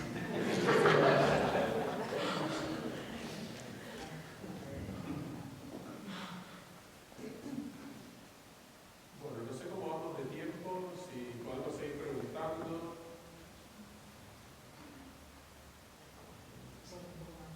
Es que no sé qué hora lo he hecho. Podemos seguir. Un poco más, sí. ¿Más preguntas incluso? Yo me dedico al diseño también, y llevo muchos años en él, no en una línea más actual, de eventos, la costura. Y en la historia de la moda en Asturias se consideraba que Asturias y el País Vasco, sobre todo San Sebastián, eran, digamos, las cunas de la elegancia, donde mejor se vestía y tal. Pero se llevaba a confeccionar Extremadura. Y la riqueza de las sedas y de los paños no estaban en el norte, no estaban en Asturias, no estaban en el País Vasco, estaban en Extremadura. Las cooperativas de mujeres para confeccionar salieron de la tierra de Extremadura. Y sí, entonces hay una unión en la historia de la moda de hace muchos años, pues del centro de España con el norte. Se utilizaba muchísimo la mano de obra en Extremadura. Aquí teníamos más la minería, se vivía más de todo eso y sin embargo allí se creó más cooperativa que aquí no se consiguió porque se ganaba el dinero de otra forma. Pero en el mundo de la moda dependimos muchísimo de todas las tierras, de pues, bueno, todas esas cosas. Hoy sigue Toledo con muchísima fábrica y mucho lo ha comprado esa gran marca española, que son muy millonarios, pues han comprado muchísimo y trabajamos muchísima gente de esas empresas. Porque hay toda esa unión que hay, desde luego, de España, del centro de España con el norte. Porque no es Galicia, ¿eh? No es Galicia, como dice que es la cuna de la moda. No es Galicia. Como la ruta de la plata, lo que él ha dicho. No era Galicia. Porque además después suenan más los vestidos de la zona. Me suenan más los vestidos de la zona de Burgos o de la parte norte de Castilla, ¿no? Se parecen muchísimo al traje tradicional extremeño. Es más, en Extremadura tampoco es que haya un traje tradicional extremeño de estas hechuras y no se puede cambiar, no, cambia como le pasa también ahora que vivo en Huelva a los pueblos de la zona de la sierra de Huelva que se parecen mucho a Extremadura. Cada pueblo tiene su traje tradicional más enfocado hacia la zona extremeña y la zona esta de las mestas, o sea, de las ovejas y el trasmante, que al propio traje andaluz tradicional. O sea, en Huelva, incluso el fandango se sale un poco de lo que es el folclore andaluz. Los palos que hay de cantes en Huelva son solamente de Huelva. O sea que se distingue mucho por eso, porque había, y además la minería, ¿no? De Huelva, la zona norte de la provincia, ha trabajado de toda la vida con la minería. Entonces estaban más integrados con los pueblos extremeños que con Andalucía en sí, sobre todo en el siglo XVIII. Hasta que llegaron los ingleses, que ya inventaron el fútbol y se acabó. Gana más que el fútbol.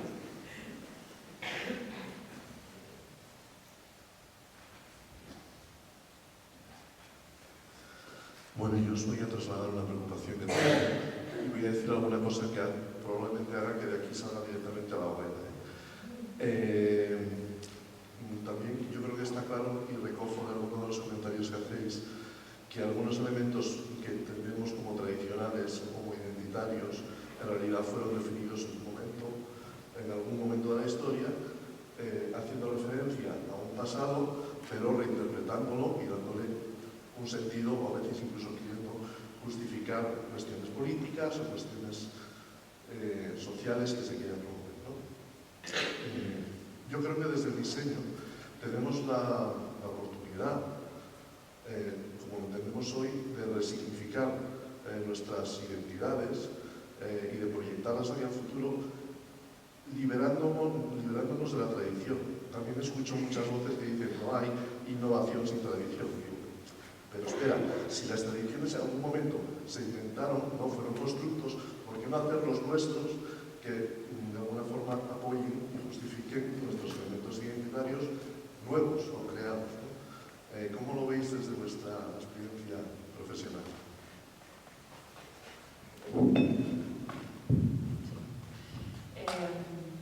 Bueno, como hoy la mesa era sobre artesanía y diseño, pues había que hablar de artesanía y diseño. Yo creo que eso que comentas precisamente,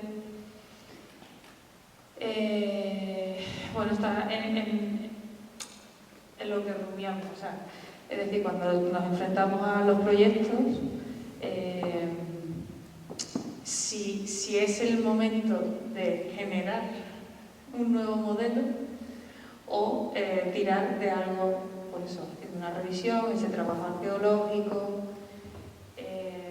Para mí, la conclusión o la solución está en cuál es el encargo y para qué es el encargo. Cuando hay elementos... voy a pensar. Venga, como estábamos hablando de Huelva, perdonadme, pero ya que venía.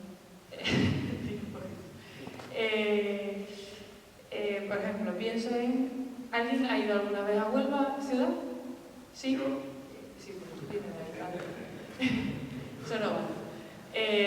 ¿Tenéis alguna idea de algún edificio o elemento que os venga a la mente, tipo skyline de la ciudad? Line, ¿verdad? Ni la más mínima idea. Es decir, no existe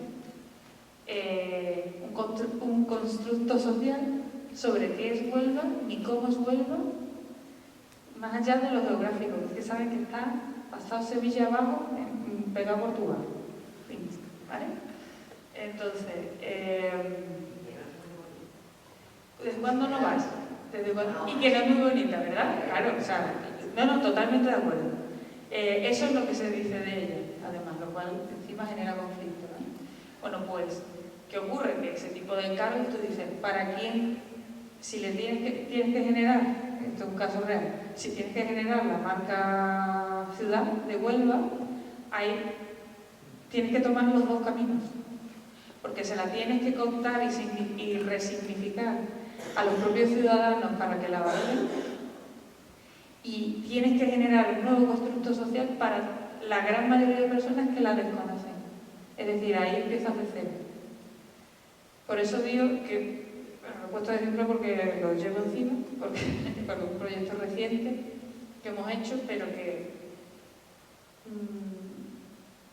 para mí el conflicto se resuelve cuando sé que, o sea, cuando entiendo cuál es el trabajo que tengo que hacer. A veces tengo que hacer una cosa y otras veces tengo que hacer otra. Y de hecho me gusta que no siempre tengo que estar con mi trabajo arqueológico, del cual disfruto muchísimo, en esto se amuebla una barbaridad, y otras veces generando pues nuevas imágenes, nuevos constructos, generando nuevos diálogos, nuevas narraciones, cuando sea necesario. Y creo que lo bonito de nuestro trabajo es que cada encargo es distinto. No sé si con esto te dejo conforme. Muchas gracias. O sea, solo quería escuchar tu experiencia, no cuesta todo. Yo creo que la tradición, aunque no es conocida por la mayor parte de la población, está, si la quieres conocer tienes posibilidad, ¿no? Tienes posibilidad de acudir a fuentes, de acudir a publicaciones, a documentos gráficos, tienes la posibilidad, ya está, no pasa nada por utilizarla, reinventarla, reinterpretarla, usar solo esto o no usar nada, ¿no? Yo creo que hay también como un purismo exacerbado que yo no comparto para nada, y está bien, o sea, te quiero decir, ¿el traje tradicional es este? Sí, perfecto, muy bien. ¿Quieres ir vestido de tradicional? Cuéntame cómo lo vas a hacer, porque una máquina del tiempo no existe, los materiales no son los mismos, entonces si nos vamos al purismo extremo, nos vamos, ¿no? Entonces, ¿qué hay de malo en jugar con elementos tradicionales para crear? ¿Qué hay de malo en desdibujar todo un traje que es una identidad de un pueblo creada en un momento determinado, pero asumida como tal? ¿Qué hay de malo, ¿no? Si conoces lo que hay detrás, juega con ello, utilízalo y haz otra propuesta, ¿no? Yo no veo nada de malo, sí creo que se puede generar una nueva propuesta cultural, identitaria del ser asturiano, ¿no? Y de hecho se hace de manera inconsciente.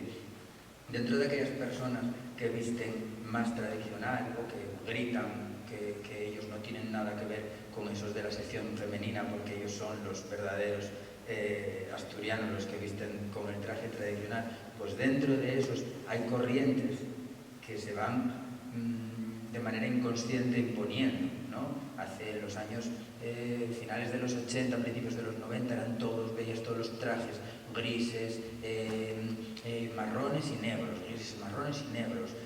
Luego de repente vino el color y todas rojos, amarillos, no sé qué. Luego hace unos años salió una moda que era poner un calcetín encima de una bota, porque a lo mejor lo vieron de manera anecdótica en una fotografía y todo un grupo entero lo ves así vestido, pero son muy tradicionales. O sea, que realmente estás jugando con la tradición para hacer una propuesta estética que en ese momento te apetece. Estás como marcado con una puerta muy chiquitita que quiere quedarte en lo que tú consideras tradicional, pero en realidad estás jugando con ello. ¿Qué hay de malo si vas más allá todavía, ¿no?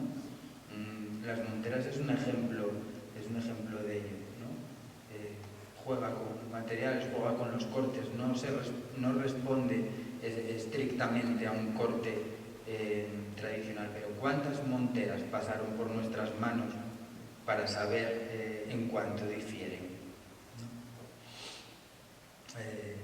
Pasa lo mismo con la música, ¿no? Es que ¿cómo vas a un tema tradicional? Pues pero no está tan mal visto como con la ropa, ¿no? O con la gastronomía. La gastronomía puedes jugar y crear una nueva gastronomía basándote en un plato tradicional que todo el mundo va a decir, ¡hola! ¡Qué bien! Sin embargo, con la ropa, ¿cómo haces ese dengue tan largo si es un poco más corto? Sí que pasa. Entonces yo soy pro libertad, que cada uno coja la tradición. Veo muy bien que se conozca, a lo mejor sin conocerla a fondo no puedes tampoco reinterpretarla de una manera más libre. Yo tampoco sé si te contesté. O sea, nada, contestamos lo que nos parece.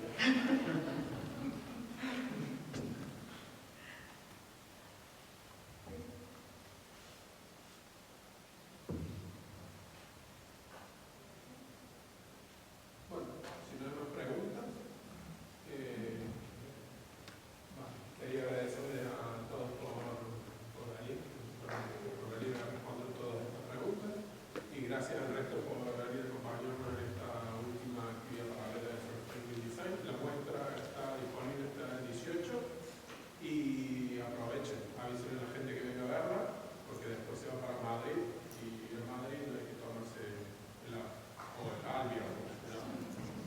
Perdón, yo solo quería decir una cosa, que aunque yo hable como una cotorra y sea la cara visible de la marca, o de la firma, yo no podría hacer nada sin Yolanda, porque sí es verdad, es que ella no habla muy poco porque no le gusta, pero me parece importante que se sepa, porque en el momento en el que nos encontramos yo estaba totalmente parado, porque podía tener muchas ideas, pero no podía llevarlas a cabo, pues a veces por limitación de mente, ¿no? ¿Y de dónde saco materiales? ¿De dónde no sé qué? ¿De no sé cuánto?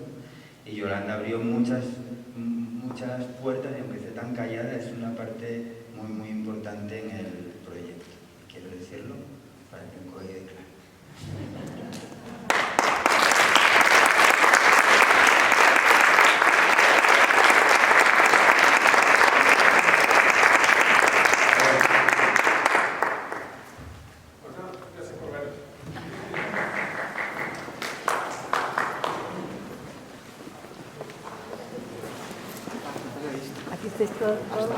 claro. Hasta ahora que vine, que me puse para atrás, no te había visto.